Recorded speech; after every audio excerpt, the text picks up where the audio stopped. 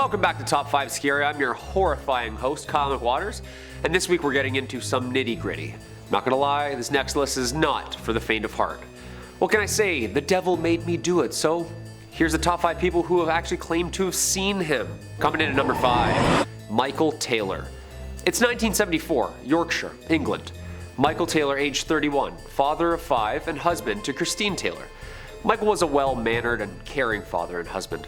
Michael, like anyone, became depressed from a back injury, left him short on work and seeming a little odd and off. After seeking religious advice and a one-on-one session at a local church, Michael started having outbursts and acting aggressively.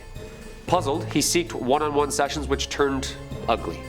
After apparently changing form and attacking Marie, a young religious leader helping Taylor and unable to remember anything, Michael and the church agreed that an exorcism was necessary. Father Peter Vincent and Reverend Raymond Smith met at St. Thomas and started. It got so violent, he was tied to the church floor. After hours in the middle of the night, the two had managed to exorcise more than 40 demons out of Michael, in which appeared around them as they exited. Violence continued, leaving only 3 demons remaining for the next day. After returning home from the first session, Michael was found now only hours later, naked, in the middle of the street, covered head to toe in blood. Michael had returned home, to which then his wife and family dog lay dead as the police arrived in the AM. His wife, missing her eyes, tongue, and skin from the front of her skull. The dog, torn limb from limb and spread around the home. He was arrested soon after for the death of his wife. Michael had this to say about his late wife in court, quote, "I am released. I am released. It is done. The evil in her has been destroyed." Yeah, that was definitely a vessel for him. He was acquitted on psychological conditions, and jury found that he met his breaking point during the exorcism that night. He was acquitted on insanity and remained in and out of facilities until he passed in 2013. Number 4, David Berkowitz.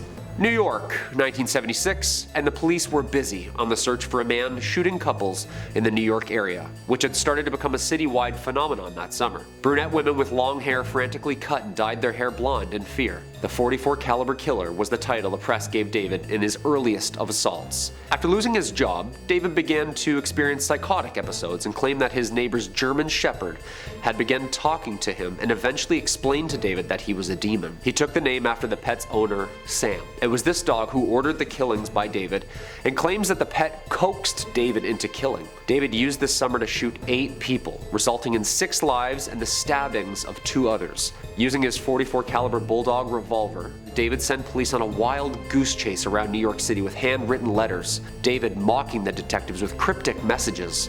Some of them explain who Sam is, and some of them explain what Sam does. Some mock police, saying that they are never going to find or stop him. David was finally arrested just hours before his next planned victim's visit. He applauded police in their ability to stop him, in the back seat of the car, laughing and cheering. Although David pleaded not guilty to insanity and pleaded guilty, expressing that he was coaxed by the demon and that it demanded him to kill for hell, he was sentenced to 6 consecutive life sentences with parole after 25 years. During the mid-90s, he amended his confession and claimed that he had been a member of a violent satanic cult that orchestrated the incidents as ritual murder and pleaded guilty to stabbing and attempting to murder others before the shootings had even begun. His letters are public and spine-chilling. Check them out.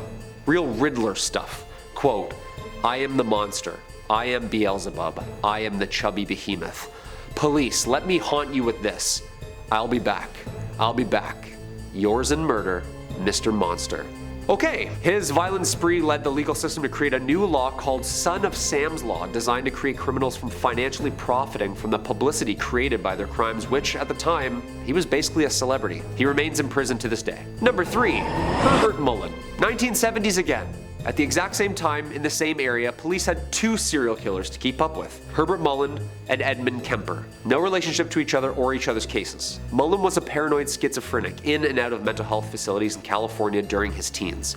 Mullin then kills 14 people during a 4-month period due to, quote, the impending natural disaster that would happen if he didn't. Mullin was convinced that the voice in his head he was hearing was telepathic. Mullin claims the voice of the Father had explained that the Vietnam War acted as a giant sacrifice that saved us from an earthquake and another one was coming soon. Constantly hearing the man's voice named the Father, encouraging him to gain more blood sacrifices, Mullin bludgeoned a man to death with a baseball bat. Mullin claims that the man was actually Jonah from the Bible and was begging him to sacrifice himself to Mullin. He then murdered a woman in the front seat of his car before dismembering her in a nearby park. Yeah, this is real satanic stuff, I told you. His third victim, a priest that he was confessing to in a Catholic church. Mullin says the priest claims to have telepathically begged him to sacrifice his life for the cause. Mullin then killed 5 people in one day. He claims that all the victims telepathically begged to be sacrificed as a good deed to the Father.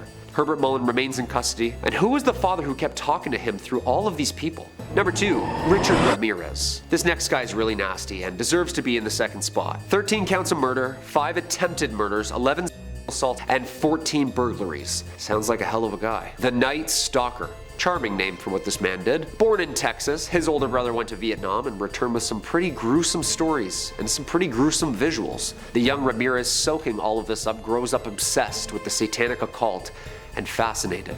He made various references to Satan during his legal proceedings. His trial began in 1989 and he was convicted of 13 murders and a variety of other crimes. Nearly 2 months later, he was sentenced to death, with the judge stating that his crimes showed, quote, cruelty, callousness, and viciousness beyond any human understanding. And the worst part was that he made most of his victims pray to Satan and swear on Satan that they were going to tell him the truth, whatever he asked. I'm not really going to get into the sick details of really what this man did, nor will I with the number 1 spot, but it involved hammers, machetes, ropes, knives, guns, you name it, anything violent. He was an absolute nasty creature that liked to torture his victims and really drive the satanic love for you-know-who. First responders would have taken pictures of numerous satanic symbols drawn on the walls in almost a ritualistic reenactment. He was captured by the use of the huge media surrounding his story on the way to take his next victim's life. His trial was truly a disgusting display of media attention, one of the most expensive court cases to date, losing only to O.J. Simpson. He screamed "Hail Satan" at his hearing and flashed self-harm pentagrams. He died of cancer in 2013.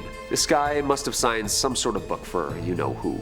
Coming in at number 1, Charles Manson. Okay, so most of us are all familiar with this man and his famous case amongst American pop culture. Ramirez was said to have been a copycat of this man, and I can see why with all the satanicness.